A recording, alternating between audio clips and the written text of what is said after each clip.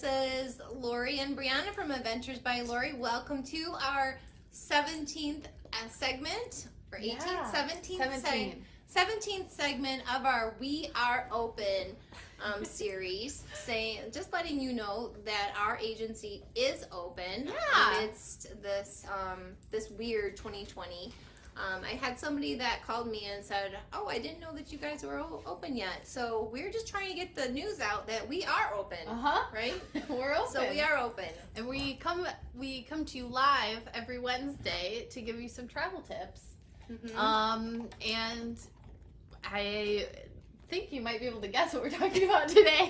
Today we're talking about traveling with pets. Yeah. And so we have a couple of our favorite pets with us. Right. I don't know. You can't see this one down here, but we've got Ripley. This is Brianna's dog, Ripley.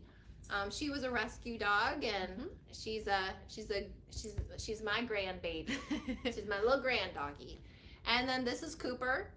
He has his own Facebook page. Feel free to find Cooper Spoolstra and be his friend, and you can see all of his fun things. But yeah, I think it's very important to some people to travel with their pets, and pets are very important. They're a part of our families, and for some people, they really are their kids. So we've got some ideas and some thoughts. Leave it. She found the treat. The treat jar. I'll boil it on that. So yeah, we just thought we would do that.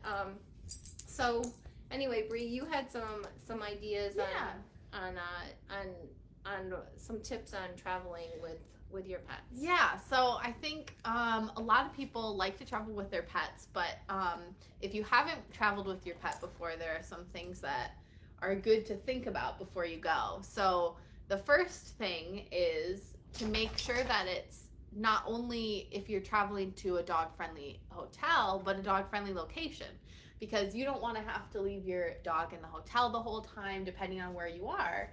It'd be better to go to a place that has lots of activities for dogs. So that means researching or asking your agent to research things to do in the area that would be good with pets. So that's number one. Yeah, that's number one.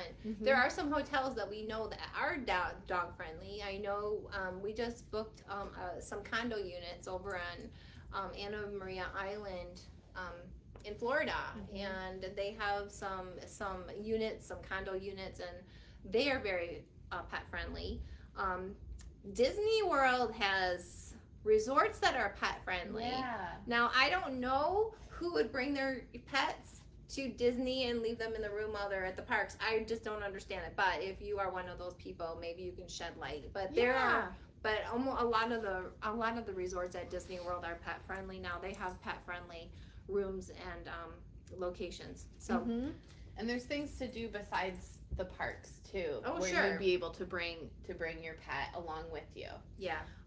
So the other thing you want to think about is if there's any restrictions on what type of dog, or if there's any deposits, that kind of thing that you need to think about before you travel, and make sure that whatever you're doing, it's the right way. So some hotels or locations will require medical records to be sent beforehand. Botticello shots. Yep. Yeah. Things like that are important to check ahead of time to make sure that you have all of those in order. And the other thing we were talking about was air, because some people need to fly with their pets, and there are some different restrictions based on the size of your dog and or cat. Yeah, or cat. So if it's a small dog or cat, their carry has to fit under the seat. Yes. And usually the charge for flying with those is around $100 each way, depending on how far. But if it's a bigger animal, then they may have to fly cargo.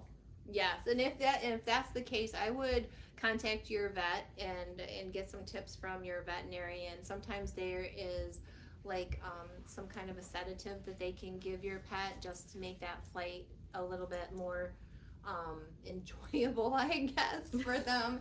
So yeah, so there's some tricks to going with your pets. And then in terms of like what you should bring, I think a good rule of thumb is whatever they use at home, you should bring with you. Yeah. So bring all your toys, your like pickup bags, cleaning supplies. You never know what's gonna happen. That's a good idea. Bring some, especially the cleaning supplies. Yeah. That would be good. And then the last thing we were talking about, which is if you can't bring your dog with you, there are locations where you can go and visit other dogs by doing voluntourism. Yeah, so I brought this up to Brianna this morning because it was really interesting. We went on a cruise last year. I think it was last year that we went, and I let all the kids just pick an excursion. Brianna is our daughter-in-law, by the way, if you don't know that. But we let the kids pick the excursions that they wanted to do, and one of the excursions that they had that it was an option was to volunteer at a pet shelter, an animal shelter in Cozumel. So 3 of the kids actually decided to do that, and Brianna was one of those. I knew that that would be something that would be kind of dear to your heart. Yeah. So I'm glad that you did that. But tell us a little bit about that experience when you did that, because you got off the ship, you got in a taxi and you went to the animal shelter. So we knew the location ahead of time, so we could just tell them where we wanted to go when we got into the taxi at the port. And when we got there, so my first tip is know the language of the location, because there were some people that spoke some English, but most of the people that we were working directly with spoke mainly Spanish on that port. So when we got there, we were able to talk to someone who knew English. And he told us kind of what we were going to be doing and who we were going to be helping. But then the person who we were actually with the whole time spoke almost entirely Spanish. So my husband and I know some Spanish, so we were able to communicate okay. But that's definitely a must. And then the other thing is that what we did was they had dogs and cats there, and we just got to clean some of their like shelters. We took the dogs on a little walk. We got to play with the cats. We fed them. Just really fun stuff that you would expect to do if you volunteered at an animal shelter here. But it's just a fun way to get pets involved in your travel. Yeah. So it was fun, and you got to see more of kind of the outside of just the port city. Yeah, and really you were a little bit more immersed into the culture versus just going on a regular like excursion tour that with all the other tourists. Something that would be, not everybody will have been able to say that they did what you did. Yeah.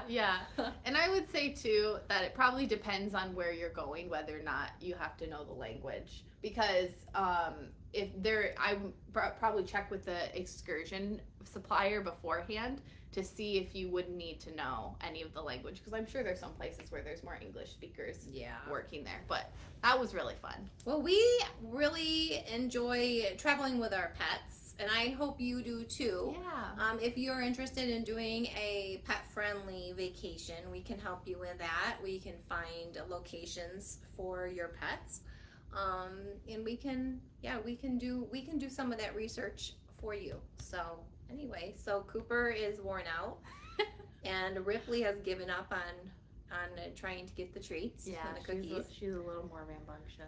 So I'm going to go back to work and book some more vacations, and Brianna is going to help me with that. So just wanted to say happy Wednesday, and just remember that we are open, so you can contact us at any time. We are at 318 Main Street in Lowell. We are appointment only right now if you want a face-to-face, but you're welcome to contact us through our website, Adventures by Lori, or you can all of our information is on our website. So yeah. Thanks for watching. See you later. Bye. Bye.